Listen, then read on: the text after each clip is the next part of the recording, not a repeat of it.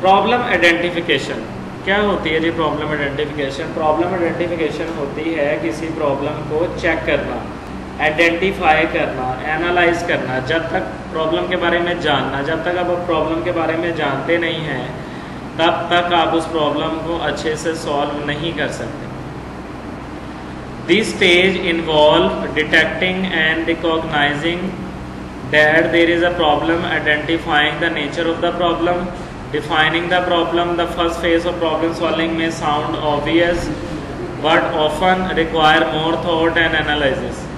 Identifying a problem can be difficult task in itself. इस paragraph के अंदर वो बता रहा है कि प्रॉब्लम आइडेंटिफिकेशन में प्रॉब्लम को चेक करना होता है, आइडेंटिफाई करना होता है। जब तक आप प्रॉब्लम को नहीं जानते तब तक आप प्रॉब्लम को सॉल्व भी नहीं कर सकते।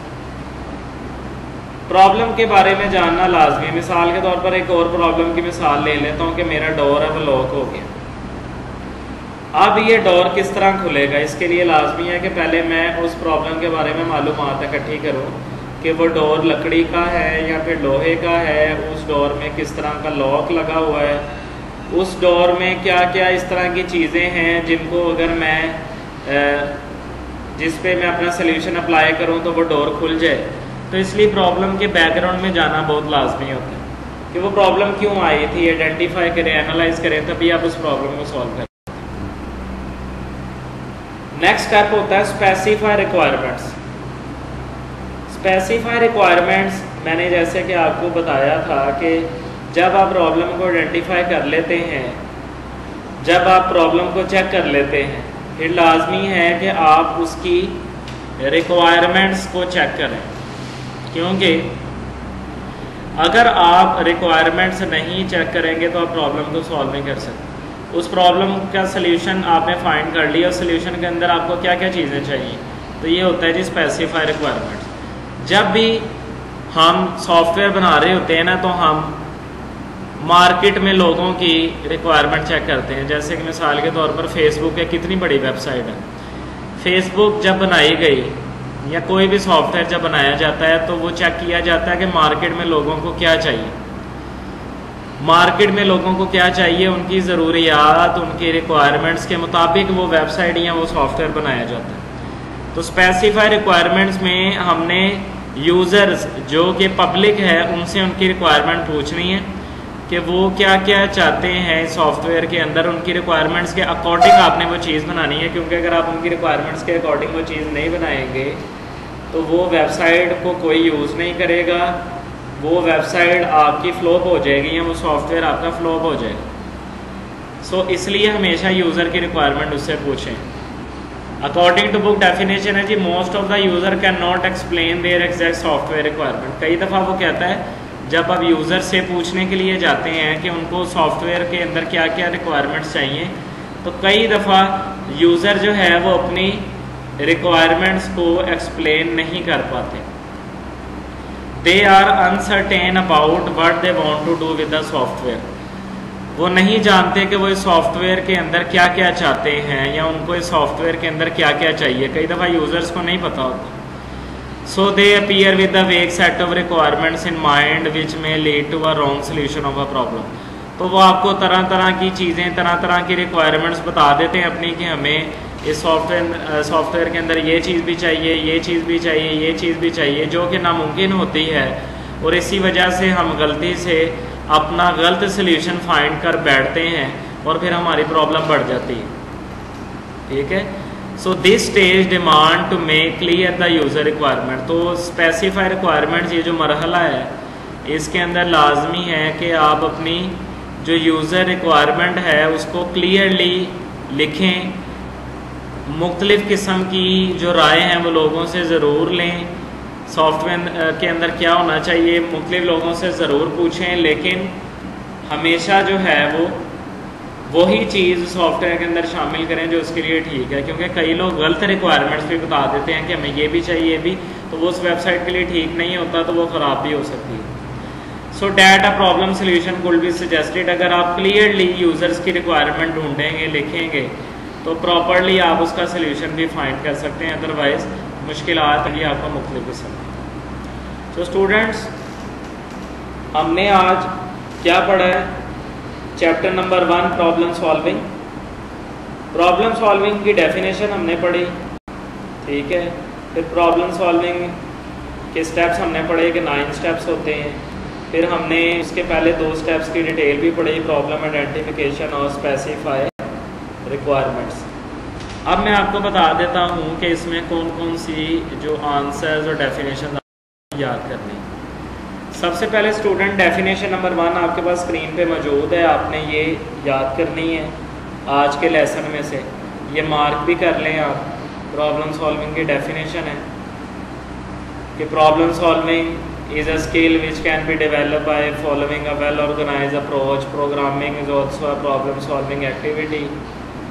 If you are a good problem solver you have the potential to become the good programmer. ये प्रॉब्लम सॉल्विंग की आपने डेफिनेशन भी लिखनी है, और जब भी प्रॉब्लम सॉल्विंग की डेफिनेशन लिखनी है आपने इसके साथ अपने 9 स्टेप्स भी लाजमी ऐड करने हैं।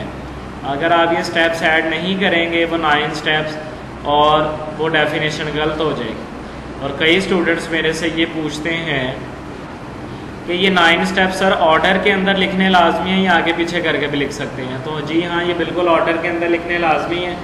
अगर आप इनको ऑर्डर के अंदर नहीं लिखेंगे तो फिर आपका आंसर गलत होगा। तो डेफिनेशन नंबर 1 मार्क कर लें। डेफिनेशन नंबर 2 आप मार्क करें, प्रॉब्लम आइडेंटिफिकेशन। जो पहला स्टेप हमने पढ़ा है उसकी डेफिनेशन, ठीक है।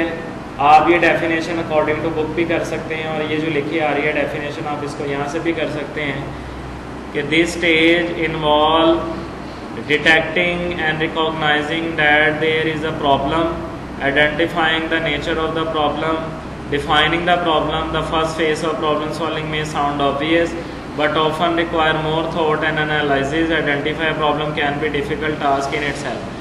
बता रहा है कि ये स्टेज, इस स्टेज के अंदर प्रॉब्लम आइडेंटिफिकेशन के अंदर हम जो है वो प्रॉब्लम को अच्छे से डिफाइन करते हैं, प्रॉब्लम के नेचर की तरफ जाते हैं, और तभी उस प्रॉब्लम का हमें अच्छी तरह से सल्यूशन जो है वो फाइंड कर सकते हैं। प्रॉब्लम आइडेंटिफिकेशन के अंदर प्रॉपरली A to Z आप प्रॉब्लम को आइडेंटिफाई करते हैं, और अगर आपने प्रॉब्लम आइडेंटिफाई नहीं की तो फिर आपको मुख्तलिफ किस्म के मसले आते हैं, क्योंकि आपको प्रॉब्लम का पता तो होता नहीं है, तो फिर आप उसके सल्यूशन कैसे फाइंड करेंगे। तो मैंने आपको मुख्तलिफ प्रॉब्लम्स की एग्जांपल बताई हैं, ये तो जस्ट मैंने एग्जांपल्स बताई हैं, लेकिन प्रोग्रामर्स को तो मुख्तलिफ किस्म की और भी बड़ी जो है वो याद आती हैं, तो आपको प्रॉब्लम को आइडेंटिफाई करना बहुत लाज़मी। तो आप जो है वो अपनी डेफिनेशन ये मार्क कर लें। डेफिनेशन नंबर 2 है। डेफिनेशन नंबर 3 है जी स्पेसिफाई रिक्वायरमेंट्स की डेफिनेशन, ये आपने लाजमी जो है वो याद करनी है।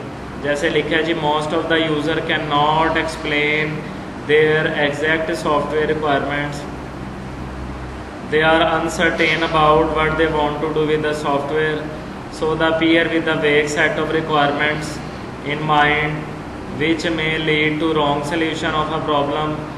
This stage demand to make clear the user's requirement so that a problem solution could be suggested. ये मैं आपको एक्सप्लेन कर चुका हूँ, पैराग्राफ एक दफ़ा दोबारा से एक्सप्लेन कर देता हूँ कि स्पेसिफाई रिक्वायरमेंट्स कहते हैं कि जहाँ पे हम जो सॉफ्टवेयर बना रहे हैं, जिस पब्लिक के लिए हम बना रहे हैं, हम उन पब्लिक से, उन यूज़र से उनकी रिक्वायरमेंट्स पूछते हैं कि उनको इस सॉफ्टवेयर के अंदर क्या क्या चीज़ें चाहिए, उनके अकॉर्डिंग जो है वो हम वो चीज़ें उस सॉफ्टवेयर के अंदर शामिल करते हैं।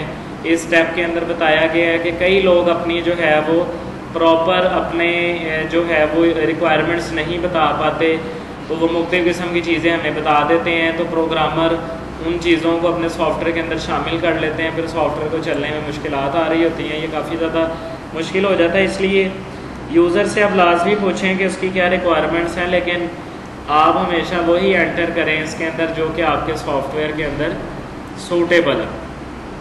तो ये 3 डेफिनेशन आपने इसमें से याद करनी है। बाकी जो MCQs हैं वो रीडिंग में से बनते हैं। अगर आपने रीडिंग की है इस टॉपिक की अच्छे से, अगर आपने इस लेक्चर को अच्छे से सुना है, तो आप इसके MCQs भी कर लेंगे। MCQs ट्रिकी MCQs होते हैं।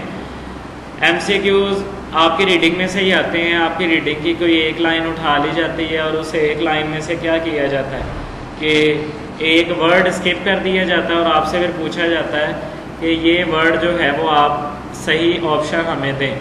ठीक है, तो MCQ ट्रिक ही होते हैं, आप रीडिंग अच्छे से करें, अपने चैप्टर की 2 दफ़ा रीडिंग करें और आपके MCQs जो है वो क्लियर हो जाते हैं। आगे कोई इस तरह के इंपॉर्टेंट MCQs आएंगे वो सेपरेटली भी मैं आपको मेंशन करके दूंगा। इसके अलावा जो है वो MCQs इससे रेलिवेंट एक्सरसाइज और रीडिंग में से भी जो है वो लाजमी, आप एक दफ़ा एक्सरसाइज की तरफ अभी हम नहीं गए, लेकिन फिर भी आप जो जो रीडिंग करें उसकी एक्सरसाइज भी लाजमी रीड किया करें। सो स्टूडेंट्स, मैं उम्मीद करता हूँ कि आपने ये लेक्चर जो है बहुत फोकस के साथ सुना होगा। इंशाल्लाह हम नेक्स्ट लेसन अपना स्टार्ट करेंगे। सो अगली वीडियो तक के लिए अल्लाह हाफिज़।